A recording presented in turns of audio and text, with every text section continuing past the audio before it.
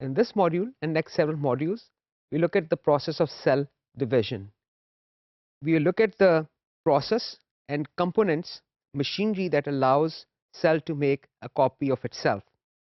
As we know, all organisms have a limited lifespan. So in order for life to continue, cells will have to make more copies of themselves. As we have already established, cell is the basic unit of life. Cell division, the process ensures the continuity of life. From one cell, we can make more than one cells or two cells. Unicellular organisms propagate by splitting into two cells. We look at that process also.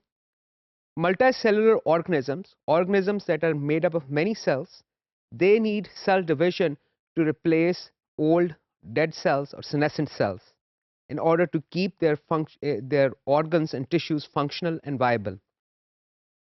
In humans, billions of cells die each day. For example, red blood cells, our epithelial cells, these cells have to be replaced. The replacement of the cell has to come from another cell in the process of cell division. Additionally, a special type of cell division called meiosis, we'll talk about this process, this kind of cell division in more detail later on. This ensures the organisms shuffle its genes, allowing different combinations and allowing natural selection to take place and selecting organisms with best combination of genes. Let's start this with the simplest organism. Let's look at the process of cell division in the simplest organism, a bacteria, a prokaryote. We have already mentioned that these organisms don't have any membrane enclosed organelles, which means they don't have a nucleus. They have a nucleoid region, which we talked about, which contains DNA. DNA in these organisms is attached to special positions in the membrane, the cell membrane. Bacterial cells can divide as long they have favorable environmental conditions. So as long you provide bacteria with food, they will keep on dividing. Let's look at this process. The membrane is part of the membrane, special part of the membrane attaches to the bacterial DNA. That's where a special sequence of DNA is. This special sequence of DNA is the origin sequence.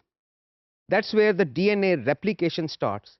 As we have already mentioned, that genetic information is contained in this type of polymer, the DNA.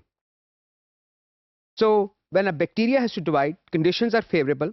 First of all, the DNA will start replicating. It will start making a copy of itself at the ori point of origin of replication.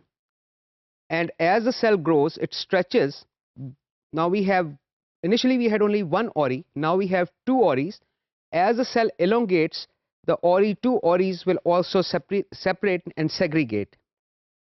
Once the DNA replication is complete, a cell wall membrane will form and which will separate the two cells. So initially we had one cell. From one cell we have gone to two cells in this process. We look at this process in multicellular organisms in the later module.